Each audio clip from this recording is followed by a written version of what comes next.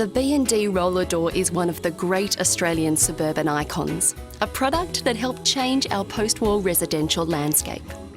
Practical, reliable and inexpensive, millions of roller doors have been sold around Australia and the world. 50 years later, the roller door remains hugely popular and has made B&D one of our most recognised brands. Today, the iconic B&D roller door is part of the permanent collection here at the National Museum of Australia in Canberra. This is the story of how the humble roller door came to earn its place in this collection and in our nation's affection. B&D was founded in Sydney by two 20-year-olds, Arthur Byrne and Paul Davidson, who met while working at the Colonial Sugar Refinery. Both men had a strong desire to strike out on their own, and so, in 1946, they started a steel fabricating business in a relative's garage. You get that urge to go out and do your own thing, which we did with a very small amount of money, and in fact started in my brother's backyard at Punchbowl. Well, we went into the steel fabricating business in all metals, mainly because we only needed a welder and a grinder and an oxy set. Very little investment.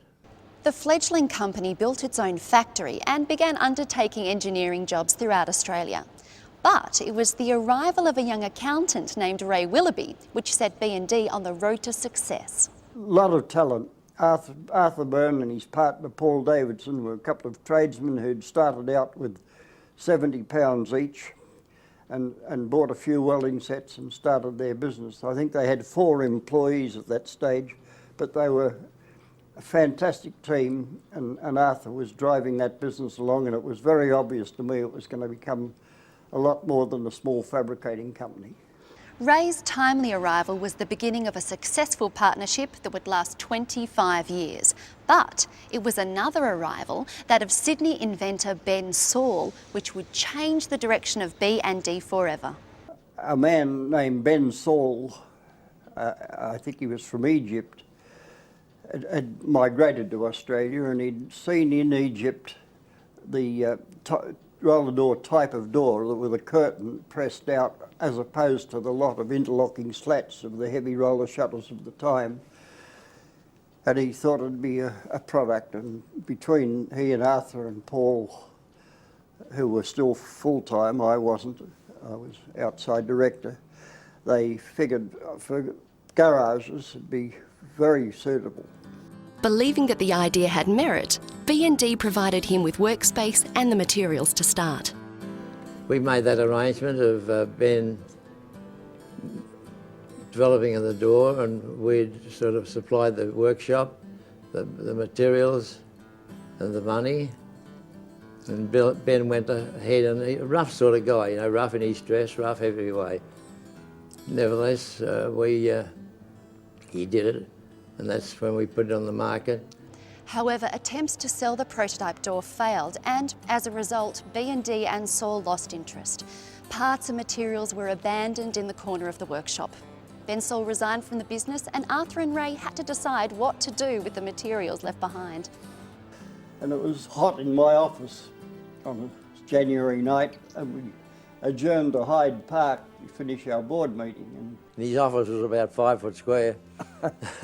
And it wasn't high on the agenda. We had many more important things than this heap of scrap steel that we're going to build, available for building about 70 doors. And the choice was to either sell it for scrap or make it up into the 70 doors and hope to flog them. And we can't remember, Arthur and I honestly can't remember till today who voted into turning it into scrap. It was a 2-to-1 decision to turn it into doors, but the decision was to turn it into doors, and it's an important thing in my mind was for many years in business, how close you can be to missing an opportunity, because, as I say, it was like that whether we went ahead with it. Arthur Byrne joined forces with B&D boilermaker Gordon Lambert to refine the roller door. It was only by chance on that night that we decided to let me join up with Gordon Lambert and develop the door and give it a go at selling the 70. The result was the invention of the first all-steel mass-produced garage door that rolled and unrolled without cracking. It was truly a breakthrough.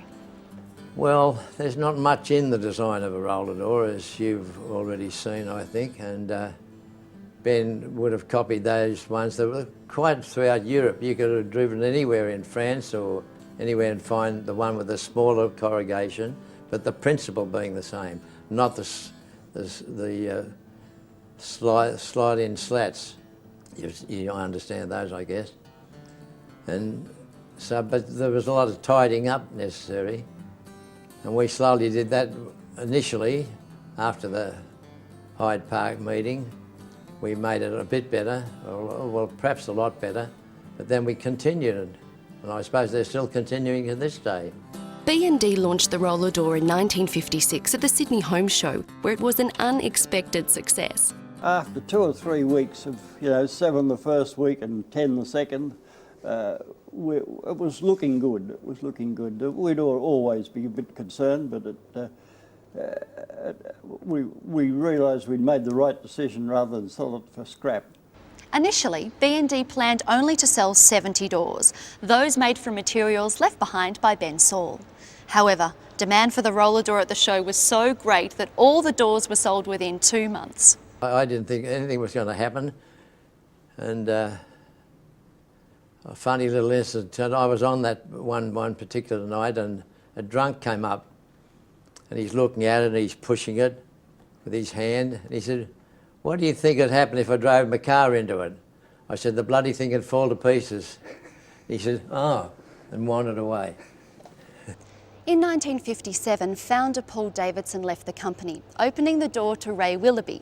Already an integral part of B&D's success, Ray was appointed Joint Managing Director.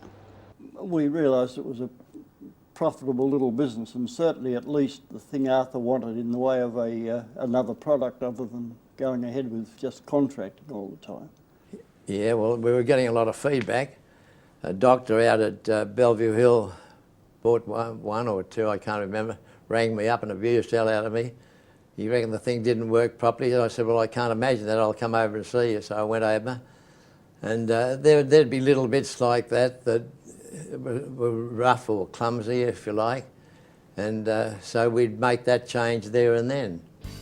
B&D created its own research and development department, working to continually improve construction and design of the roller door. Continual development of the roller door's design from 1956 onwards resulted in a safe, easy-to-open, secure garage door that wouldn't slam shut. To highlight the door's ease of operation, B&D introduced the popular advertising slogan, "A child can open it," which became a feature of roller doors advertising throughout the 1960s. We used to put a cast iron block on down the edge of each side of the door and run it up and down on there, and that worked okay, but people would put grease on it, and then they'd get grease all over their suit or the housewife's dress, and so that was a real problem to us. In 1956, television was introduced in Australia, and B&D was one of its first advertisers. I remember driving to B&D one day and I thought, we've got to find out whether television is any good for us or not. At that time, television was a relatively unexplored medium and many doubted its value. So, against the advice of advertising agents, B&D took a punt, investing $10,000 on a Sydney TV campaign. At that time, television was only for soap and cigarettes and consumer products, not for durable products like the door. But eventually we decided we were going to go ahead and give it a try anyway. The best door for your garage is Roller Door. Safest, strongest, easiest to open and close. Roller Door, only $31.10, complete in rust-proofed steel. So we did a survey before we started, and we'd been advertising our central lift lock for some time in newspapers. And we did a survey before it went on TV, and only 11% of the people knew what a central lift lock was. No, the question was, what, a garage door that has a central lift lock? 11% said B&D or said roller door. After 6 months of television, we did the survey again, 44% of the people knew about the central lift lock. But even more importantly, our sales had gone up dramatically in that time, and we were only using television in Sydney, so it was a good comparison with the other states and with the country areas, and it was so obvious how much benefit we were getting that we were sold on television. In 1961, B&D introduced an industry first, the deluxe roller door, which featured the Hubble waist-high key lock. Positioned at the centre of the door, this simple yet effective system eliminated the need for bending to unlock the roller door. So we just had to use our own thinking and decide where we could improve it. The lock was a good improvement.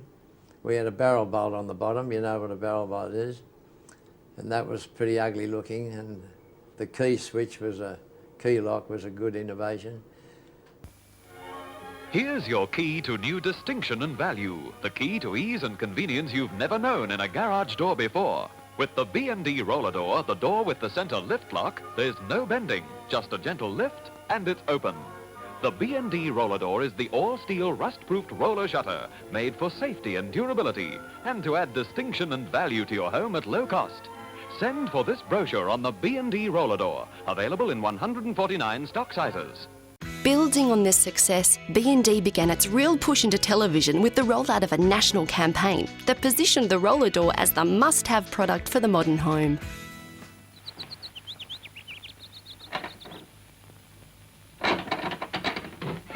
Now let's try that again with the B&D roller door. It's easy, it's modern. With the B&D roller door, the door with the center lift lock, there's no bending, just a gentle lift and it's open. Now in 149 sizes, the rust-proofed steel B&D roller door adds value and distinction to every home.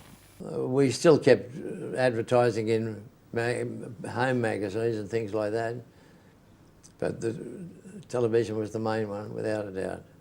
Driven by television, roller door sales boomed and B&D found itself needing extra production capacity.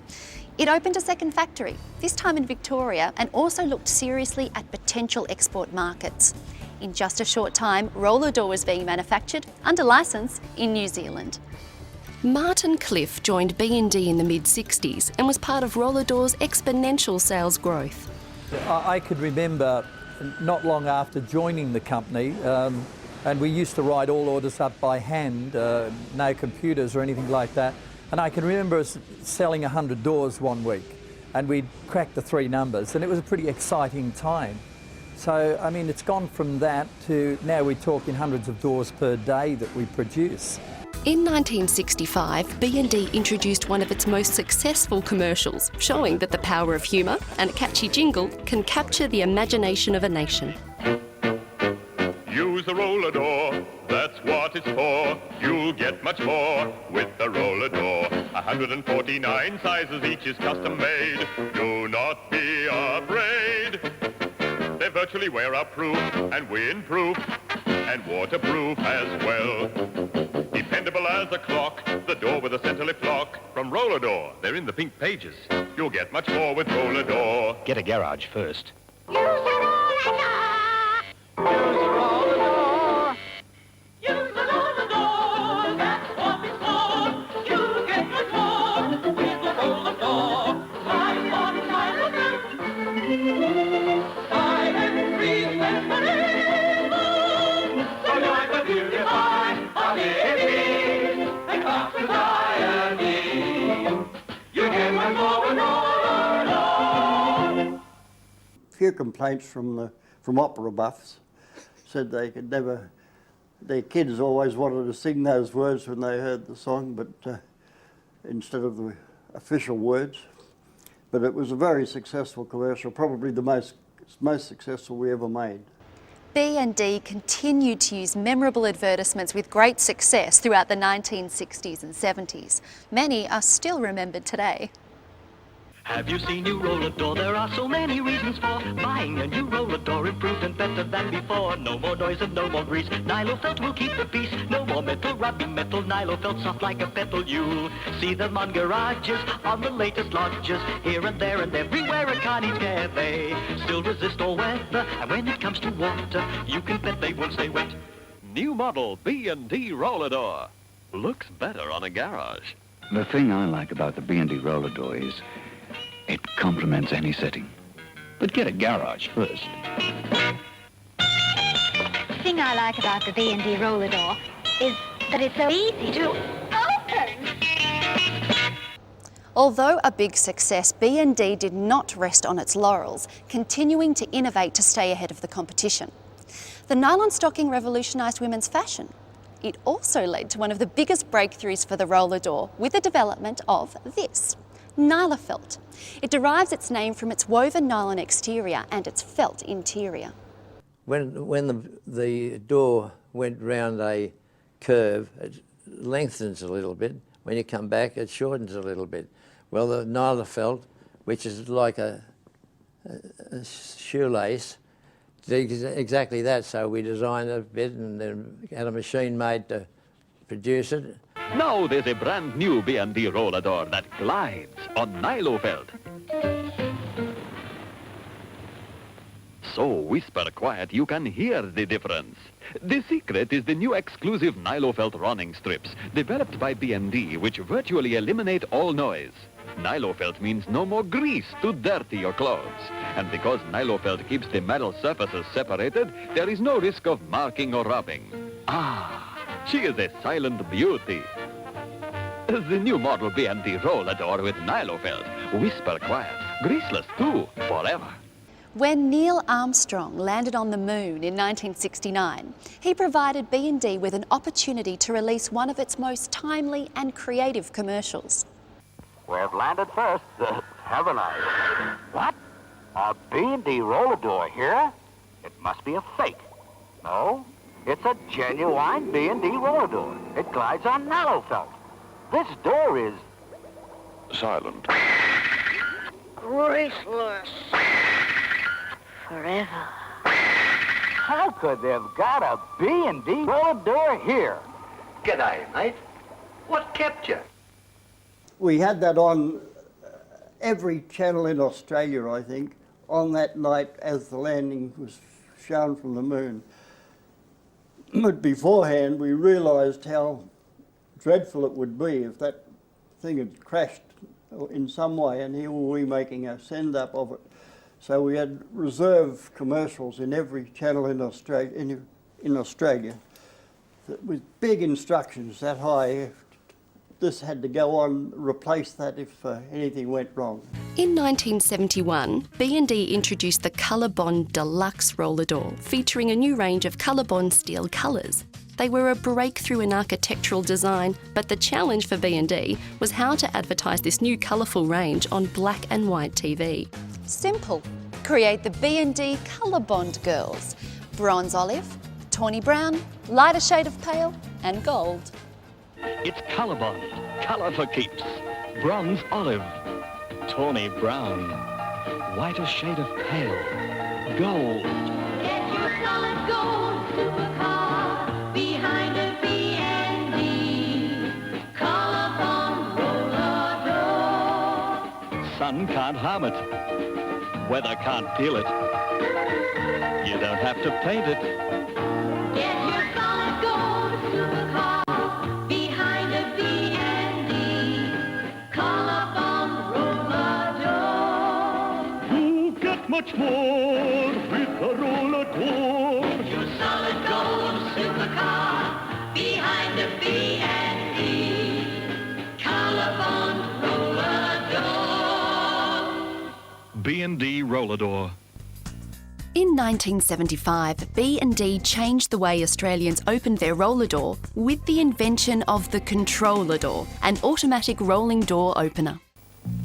Roll 'em in the morning, roll 'em in the evening, roll 'em in the summertime. Now you can control them and roll them anytime. Controller door, from roller door. My wife and I used to sing that in just about every restaurant in Sydney. And we didn't charge the company anything for it.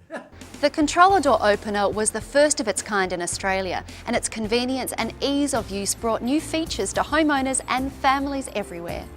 1979 was also the year the B&D reached a milestone, selling their 1 millionth roller door. But the end of an era was also approaching.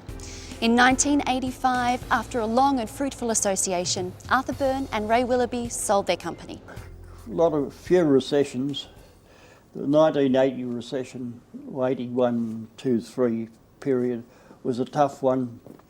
And I made the comment to Arthur in about 1984 that I wanted to be out before the next recession. I was 57 years of age and I thought the next recession will probably be 3 or 4 years, start in about 3 or 4 years' time, and it'll be nice time to get out. So we decided to look for someone to take over Byrne & Davidson, and within 3 months it was all over. We found Clyde Industries and a company called Development Capital of Australia put together a joint company and bought us out. Shortly after purchasing B&D, the new owners bought the Tiltador Group, adding the popular Tiltador and Painlift range of overhead and sectional garage doors to B&D's portfolio. In 2000, B&D Doors reached another milestone, selling their 5 millionth garage door worldwide, including more than 2.5 million roller doors in Australia alone. In 2001, B&D was acquired by Queensland-based CSI Doors and Catalyst Investment Managers. Head office was moved to an expanded manufacturing facility at Clontarf, Queensland. In 2003, B&D also acquired Automatic Technology Australia to become Australia's largest manufacturer of door openers. In 2004, B&D Doors ownership changed again, this time to proud Australian company Alesco. The same year, B&D Roller Door was recognised by the National Museum of Australia as an Australian suburban icon. Alesco's support and investment in leading brands has had an extra benefit. Of all the original suburban icons, the roller door remains one of the few that is still Australian-made.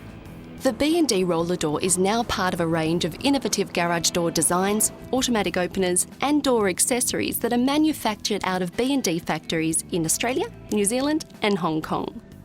But despite this diversification, the humble roller door is still made in large numbers and represents more than half of B&D's sales. The B&D Roller Door is an easy operating door, it's very serviceable, it's low maintenance. There are going to be garages built around Australia that are required just to store furniture, to store boats, to store whatever it is. And this is a very, very secure, efficient way. And I can't see a decline in that market for many, many years to come. In 2006, B&D celebrated the 50th anniversary of the roller door with a function at the National Museum of Australia.